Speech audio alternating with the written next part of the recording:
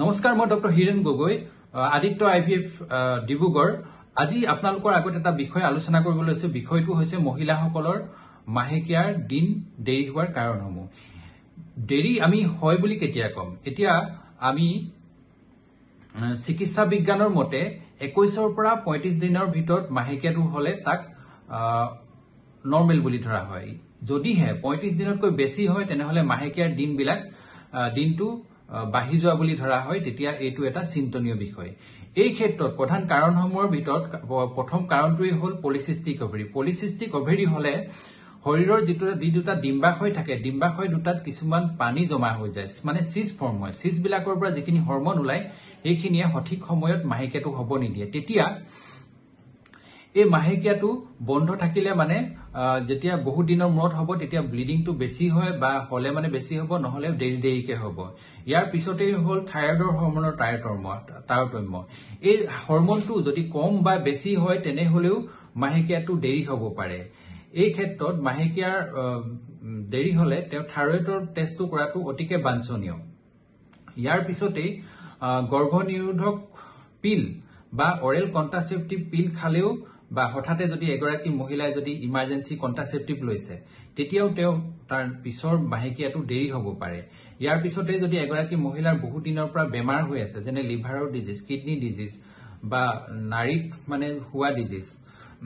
এই ক্ষেত্ৰত তেওঁ মাহেকীয়াটো দেৰি হ'ব পাৰে আৰু সঠিক কাৰণটো চিকিৎসা কৰিলে মাহেকীয়াটো নৰমেলত গুচি আহিব ইয়াৰ পিছতে এগৰাকী মহিলা যদি হঠাতে যদি মানসিকভাৱে খুব ডাঙৰ আঘাত পাইছে শৰীৰত কিছুমান আঘাত পাইছে এক্সিডেন্ট হৈছে তেতিয়াও মাহেকীয়াটো ডিলে হ'ব পাৰে বা দেৰি হ'ব পাৰে এই ক্ষেত্ৰত সঠিকভাৱে কাৰণটো চিকিৎসা কৰিলে মাহেকীয়াটো আগৰ নিচিনাকৈ আহি যাব ইয়াৰ পিছতে দেখা যায় যে মহিলাসকলৰ 45ৰ আশে-পাশে মেনোপজ হ'বলৈ ধৰে যেটো ঋতুস্ৰাৱ হ'ব ধৰে হেতু যদি কেতিয়াবা 45ৰ 5 বছৰ আগতো হ'ব পাৰে কেতিয়াবা পিছতো হ'ব পাৰে হেহে এই বয়সত তেওঁ এটা মানে এই কথাটো মনত ৰখাটো দৰকাৰ ইয়াৰ পিছতে মানসিক ষ্ট্ৰেছ যদি খুব বেছি হয় তেওঁ যদি পৰীক্ষাৰ ষ্ট্ৰেছ বা ৰিলেশনশিপৰ ষ্ট্ৰেছ ঘৰুৱা কিবা ষ্ট্ৰেছ তেনেকুৱা ক্ষেত্ৰতো মাহেকীয়াটো কেতিয়াবা দেৰি হ'ব পাৰে ইয়াৰ পিছতে এগৰাকী মহিলাৰ যদি হঠাতে যদি ওজন খুব বাঢ়ি গৈছে বা ওজন যদি হঠাতে কমি গৈছে তেতিয়াহলে তেওঁৰ মাহেকীয়া কেতিয়াবা দেৰি হ'ব পাৰে এই ক্ষেত্ৰত তেওঁ কিয়নো ওজনটো কমি গৈছে বা বাঢ়ি গৈছে এইটো কাৰণটো বিচাৰি উলিয়াই চিকিৎসা কৰিলে তেওঁ সুফল পাব ইয়াৰ পিছতে কেতিয়াবা দেখা যায় কিছুমান ছোৱালীয়ে খুব এক্সাৰসাইজ কৰে জিমত গৈ পিনি বা তেওঁৰ বডি বনাবলৈ যায় তাৰ পিছতে তেওঁ খুব খেলে যেনে ভলিবল খেলে খুব কষ্ট কৰে এই ক্ষেত্ৰতো তেওঁ মাহেকীয়াটো কেতিয়াবা দেৰি হ'ব পাৰে ইয়াৰ পিছতে আৰু এটা কাৰণ হ'ব পাৰে কেতিয়াবা কিছুমান মেডিসিন খাই থাকে যদি এন্টিসাইকোটিক ড্ৰাগ এন্টি ডিপ্ৰেসেন্ট ড্ৰাগ বা থাইৰয়ডৰ ঔষধ এই সমূহৰ কাৰণেও তেওঁ মাহেকীয়াটো দেৰি হ'ব পাৰে ইয়াৰ পিছতে কেতিয়াবা কিছুমান মহিলাৰ 15 পৰা 45 বছৰ ভিতৰত গম নোপোৱাকৈ কেতিয়াবা গৰ্ভধাৰণ হৈ যায় তেতিয়াও মাহেকীয়াটো দেৰি হয় এই ক্ষেত্ৰত তেওঁ এটা সাধাৰণ প্ৰেগনেন্সি টেষ্ট পেছাবত কৰি পিনি তেওঁ ইয়াক ডিটেক্ট কৰিব পাৰে ইয়াৰ পিছতে কিছুমান ছোৱালীয়ে খিনাবলৈ একদম খোৱাটো বাদ দিয়ে তেওঁ তেতিয়া খুব খিনাই যায় তাৰ পিছত ভোক নালাগে বা কেতিয়াবা তেওঁ নোখোৱাৰ কাৰণে ভিটামিন ডেফিচিয়েন্সি হয় এই ক্ষেত্ৰতো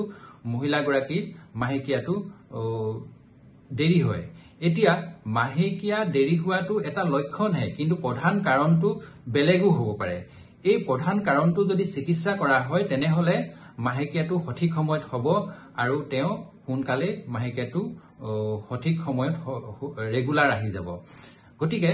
ভয় খাব নালাগে এটো কিয় কাৰণ হৈছে এই কাৰণটো উলিয়াই পিনি সঠিক চিকিৎসা কৰিলে এই সব সকলো আগৰ নিচিনাকৈ হৈ যাব ধন্যবাদ আপোনালোকে আৰু যদি কিছুমান জানিব বিচাৰে মোক WhatsApp কৰিব পাৰে মোৰ WhatsApp নাম্বাৰটো হ'ল 6026000010